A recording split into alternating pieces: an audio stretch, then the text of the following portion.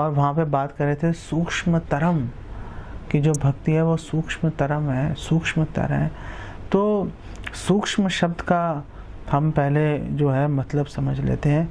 भगवत गीता में भगवान कृष्ण कह रहे हैं कि जो सूक्ष्म है, कि जो सबसे सूक्ष्म वस्तु है वो है जीव, आत्मा।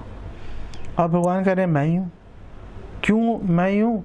ममे वांशो जीव लोके, मेरे अंश हैं सारे, मैंने इनको पैदा किया है, मेरी तटस्थता शक्ति है, मेरी मार्जिनल पोटेंसी है।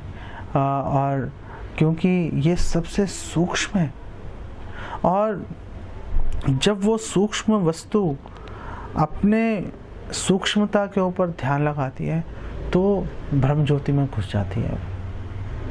तो जीवा गोस्वामी भक्ति रसामृत सिंधु की टीकाओं में एक्सप्लेन कर रहे हैं, वो बोल रहे हैं कि अनवीम गतिम की जो सूक्ष्म जो गति है, वो सूक्ष्म गति का जो एक्सप्लेनेशन है, सूक्ष्म गति का मतलब है ब्रह्म ज्योति में लीन होना, सायुज्य मुक्ति। और जो भक्ति है वो सूक्ष्मतर है, भक्ति उससे भी अधिक सूक्ष्म है। तो इसका मतलब ये है कि अगर कोई, और आगे भी उन्होंने ये बात बताई और वो एक्सप्लेन कर रहे हैं कि क्योंकि भक्ति सूक्ष्मतर है, उससे भी अधिक सूक्ष्म है सायुज्य मुक्ति से, ब्रह्म ज्योति में लीन होने से। इसीलिए जो सायुज्य मुक्ति है उसकी भक्ति के सामने कोई उसकी वैल्यू नहीं है, वो एक घास के तिनके के समान है बेसिकली। और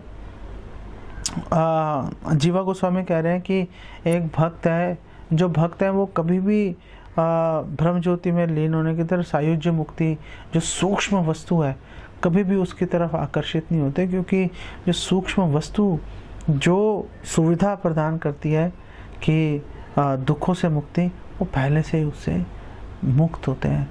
और फिर जीवा गोस्वामी बता रहे हैं कि अनवीम गतिम, इसका एक मतलब ये भी है कि जो सूक्ष्म जो वस्तु है इसको समझना कठिन होता है, इसको समझना कठिन होता है।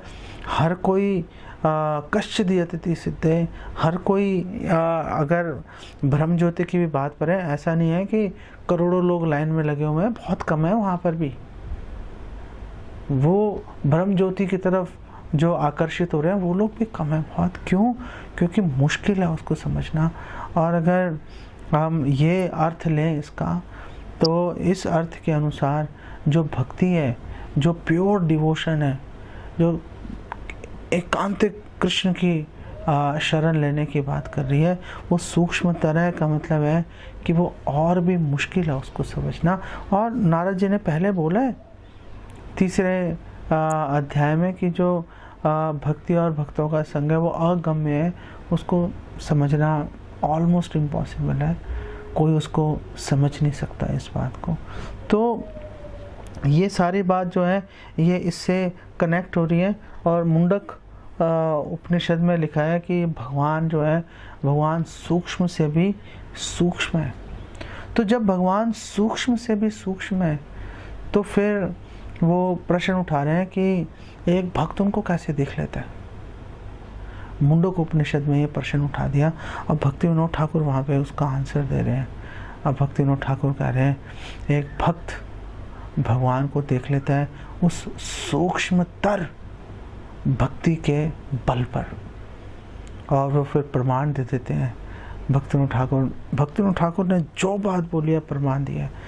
भक्ति सिद्धांत सरस्वती जो बात, हमारे आचार्यों का गुण है, प्रभुपाद ने जो बात बोली है प्रमाण दिया। भक्ति सिद्धांत सरस्वती ठाकुर, कृष्णदास कविराज गोस्वामी, विश्वनाथ चक्रवर्ती ठाकुर, बलदेव विद्याभूषण, कौन हमारा आचार्य है, उन्होंने हर जो भी वाक्य बोला है ऐसा नहीं कि आपने मन से उठा के बोल दिया, हर बात के पीछे उन्होंने प्रमाण दिया है।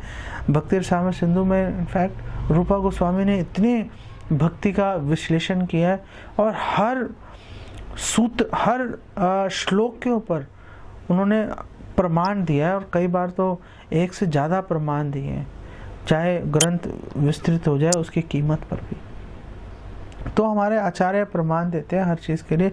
भक्ति विनोद ठाकुर ने भी इस बात के लिए प्रमाण दिया है कि जो सूक्ष्मतर वस्तु है, उस सूक्ष्मतर वस्तु को हम सूक्ष्मतर साधन के माध्यम से जो भक्त हैं वो देख लेते हैं।